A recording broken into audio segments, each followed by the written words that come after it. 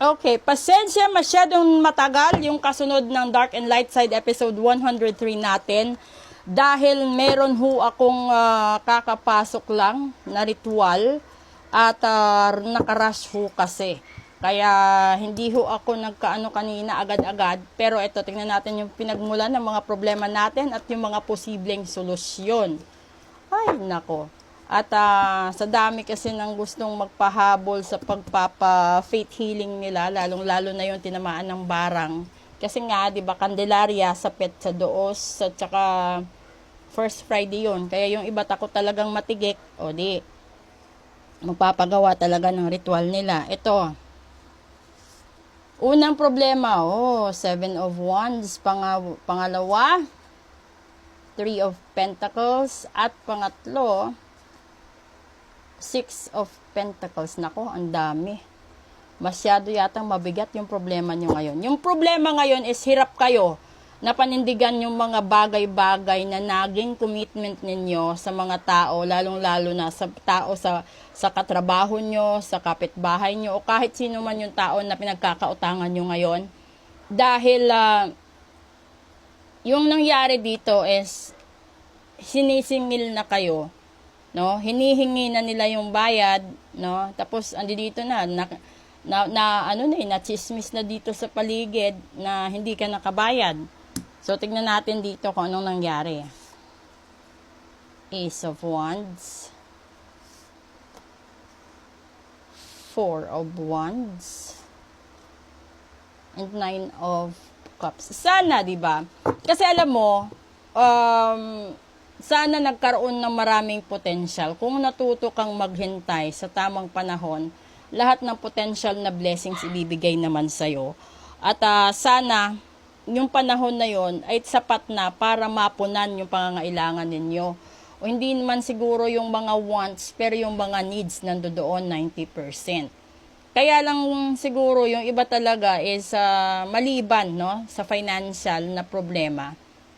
Kung ito'y hahalin tulad mo sa isang relasyon, matagal ka nang umaasa, humihingi ka ng tulong sa mga kaibigan mo, na tulungan ka nila, no? Na makausap mo yung tao, makaharap mo yung tao, pero ando doon yung pag-aalinlangan mo, dahil hindi mo sigurado kung sa tindi ng galit, or sa tindi ng sakit na dinanas niya sa'yo, kung kaya ka pang patawarin. At hindi rin niya siguro mawarik na baka mapahiya din siya kung sakali na magkaroon siya ng lakas ng loob na harapin ka, tapos ikaw itong hindi pa handa para patawarin siya. Kasi may mga ganun depende naman yata yun sa naging cause of pain. Kasi iba-iba. Iba naman kasi yung pain na nararamdaman ng isang girlfriend kesa pain na nararamdaman ng isang asawa, or sa pain ng isang ka-live-in, or sa pain ng isang magulang, kapatid, breadwinner, paiba-iba. Depende sa kung ano yung punto o anong suliranin ang meron ka na sa tingin mo parang kinakapos ka na at parang wala ka ng matakbuhan, wala ka ng parang wala ka na talagang option. Ngayon yun dito yung light side na sinasabi ni universe is matuto kang maghintay. No?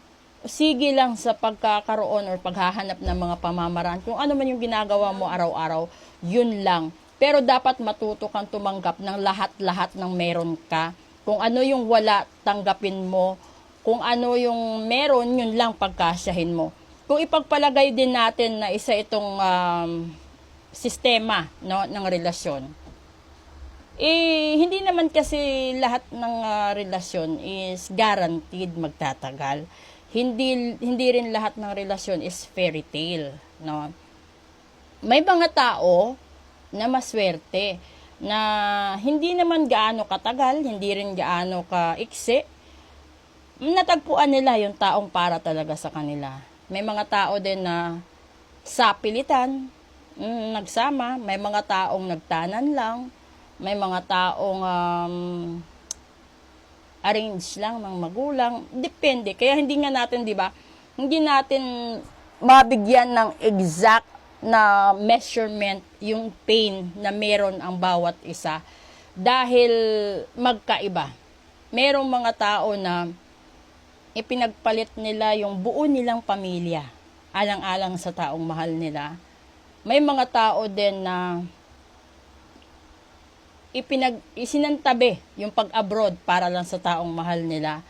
Meron ding mga tao na mismong pangarap nila, no, ginive up dahil mahal nila itong taong ito. So, kung ikaw yung tipong tao na ganyan, no, ganyan ka magmahal, tapos yung taong minahal mo, no, hindi man lang kayang i-appreciate yung nagawa mo, hindi ka man lang kayang respetuhin, kahit respeto na lang, dun ka masasaktan ng sobra. Hindi ka masasaktan sa sasabihin natin, hindi ka masasaktan sa kakapusin ng pera or kakapusan ng pera, 'di ba? Or kahit dami ng suliranin. Pero dun ka malabis na masasaktan na sobra, 'di ba? Nagmahal ka Nagmahal ka ng todo, binigay mo ang lahat. Tapos dating sa punto na baliwala lang sa kanya lahat 'yon. Yung para bang wala lang, parang hangin lang talaga na based kasi sa isang client ko, sinabi niya, gusto ko sanang umalis papuntang Japan, madam. Tapos that time, siyempre, kasiksihan, kagandahan, no? Tapos accountancy pa, 'di ba? So kapag natanggap ka kasi ng isang lead, tawag na to, yung magandang kumpanya sa abroad, 'di ba? Lalo na pa usod noon, direct yung pag-hire, hindi siya dumaan sa agency. Ngayon nandoon siya. And then may naiwan siya ditong boyfriend. Kung ikaw naman yung boyfriend, ba't mo sasabihin doon sa babae, pumili ka yung pag-a-abroad or pagbabalik mo o dito ka sa akin? Kasi napaka-selfish mo naman kung ipagdadamot mo sa kanya yung pangarap niya. Malay natin, yung pangarap na yon is yun yung magiging din niya, magiging source niya para dun sa pamilya niya. And then malay mo na nauna lang siya, and then darating din ang panahon, susunod mga kapatid niya, pamilya niya, para lahat sila maiahon sa hirap. Yung iba kasi, masyadong sarado ang utak, no? Pagdating sa kabutihan at sa selfishness. Kung magmamahal ka ng tao, kailangan handa kang masaktan, handa mong tanggapin ang katotohanan, kung ano man yung ma-discover mo sa pagkatao ng taong mahal mo, kailangan matanggap mo. Kasi wala kang magawa. Given na yan. Ganyan na ang edad nyo nung nagkita kayo. So, hindi mo siya pwedeng baguhin. Hindi ka rin niya pwedeng baguhin. Di ba, yung sinasabi lagi, kung gusto mo ako, ikaw mag-adjust, hindi. Kasi ang isang relasyon is a give and take relationship. So, kung gusto niyo mag-prosper pareho, kung alam mo na pagod na yung isa, ikaw naman yung magtrabaho.